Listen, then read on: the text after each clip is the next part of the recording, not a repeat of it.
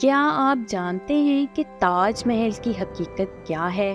اور کیا آپ کو معلوم ہے کہ تاج محل کس نے تعمیر کروایا؟ اور کیا آپ یہ بھی جانتے ہیں کہ تاج محل کہاں واقع ہے؟ تاج محل یعنی مقبرہ ملکہ ممتاز محل زوجہ شاہ جہاں 1627 سے 1659 بھارت کے شہر آگرہ میں واقع سنگ مرمر سے بنی ایک عظیم الشان عمارت ہے، جسے مغل شہنشاہ شاہ جہاں نے اپنی زوجہ کی محبت کی لافائی یادگار کے طور پر دریائے جمنا کے ساحل پر بنوایا تھا۔ تاج محل اپنی فن تعمیر کی خوبیوں اور خصوصیتوں کی بنا پر دنیا بھر میں مشہور ہے اور عجائبات عالم میں شمار ہوتا ہے۔ ہر سال لاکھوں سیاح اس کی زیارت کے لیے آئے ہیں۔ دنیا کی مختلف زبانوں کے نظم و نثر میں تاج محل اور اس کے عجائب پر اس قدر لکھا جا چکا ہے کہ ان سب کا احاطہ بے حد مشکل ہے۔ تاج محل مغل طرز تعمیر کا عمدہ نمونہ ہے۔ اس کی تعمیراتی طرز فارسی، ترک، بھارتی اور اسلامی طرز تعمیر کے اجزاء کا انوکھا ملاپ ہے۔ 1983 میں تاج محل کو اقوام متحدہ کے ادارہ برائے تعلیم، سائنس اور کلچر نے عالمی ثقافتی ورثے میں شمار کیا۔ اس کے ساتھ ہی اسے عالمی ثقافتی ورثے کی جامع تعریف حاصل کرنے والی بہترین تعمیرات میں سے ایک بنایا گیا۔ تاج محل کو بھارت کے اسلامی فن کا عملی اور نایاب نمونہ بھی کہا گیا ہے۔ یہ تقریباً 1648 میں مکمل تعمیر کیا گیا۔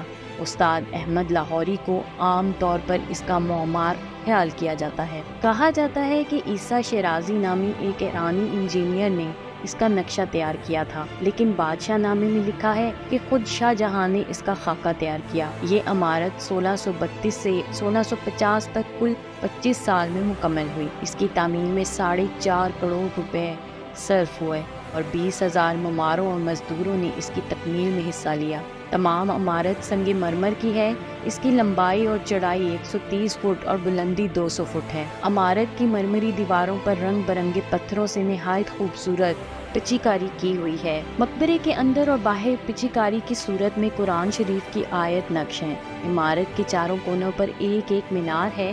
عمارت کا چبوترا جو سطح زمین سے 7 میٹر اونچا ہے، سنگ سرخ کا ہے۔ اس کی پشت پر دریائے جمنا بہتا ہے اور سامنے کی طرف کرسی کے نیچے ایک حوض ہے جس میں فوارے لگے ہوئے ہیں اور مغلیہ طرز کا خوبصورت باغ بھی ہے۔ اس مقبرے کے اندر ملکہ ممتاز محل اور شاہ جہاں کی قبریں ہیں۔ ایک کم معلوم حقیقت یہ ہے کہ تاج محل، جسے ایک محفوظ یادگار سمجھا جاتا ہے، ایک نو فلائی زون کا علاقہ ہے، یہاں تک کہ یادگار کے 500 میٹر کے دائرے میں کسی بھی ڈرون پر پابندی ہے۔ اسی طرح کی پابندی کی بنیادی وجہ یادگار کسی بھی سیکیورٹی سے متعلق خطرات سے محفوظ رکھنا ہے۔ اگرچہ نو فلائی زون ہونے کے باوجود سیاحوں میں بیداری کی کمی اکثر اس پروٹوکول کی خلاف ورزیوں کا باعث بنتی ہے۔ مشہور تاج محل کو 2 طرفہ ہم آہنگی پر زور دیتے ہوئے بنایا گیا ہے، جس کا مشاہدہ یادگار کے دروازے پر ہی کیا جا سکتا ہے۔ مقبرہ کو دنیا میں ہم آہنگی کی سب سے خوبصورت مثالوں میں سے ایک سمجھا جاتا ہے۔ یہ بھی خیال کیا جاتا ہے کہ عمارت کے داخلی باغات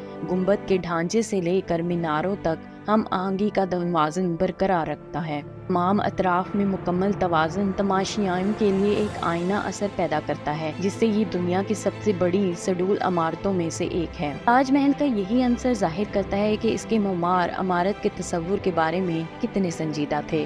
بلیک تاج یا دوسرا تاج کے نام سے بھی جانا جاتا ہے۔ کہا جاتا ہے کہ یہ ڈھانچہ سفید تاج محل کے بالمقابل دریائے جمنا کے پار تعمیر کرنے کا منصوبہ بنایا گیا تھا۔ خیال کیا جاتا ہے کہ مغل بادشاہ شاہ جہاں یہاں تک کہ سیاہ تاج کی تعمیر شروع کر دی تھی، لیکن یادگار کبھی وجود میں نہیں آئی کیونکہ بعد میں شہنشاہ کو اس کے بیٹے نے قید دیا تھا۔ سفید تاج محل کی آئینہ دار تصویر بنانے کی ناکام کوشش کے طور پر سمجھا جاتا ہے۔ شاہ جہاں نے سیاہ تاج کو اپنے مقبرے کے طور پر تعمیر کرنے کا منصوبہ بنایا۔ اپنی بیوی کی قبر کے سامنے کھڑا ہے، اگرچہ آج بہت سے ماہرین آثار قدیمہ اس کہانی کو محض ایک افسانہ ہی سمجھتے ہیں۔ اس طرح کی مزید معلوماتی ویڈیو دیکھنے کے لیے دیکھتے رہیے ہمارا چینل معلومات۔ میرے چینل کو لائک، سبسکرائب اور شیئر ضرور کیجیے اور ساتھ ہی ساتھ بیل آئیکن کو دبانا مت بھولیے گا۔ شکریہ، اللہ حافظ۔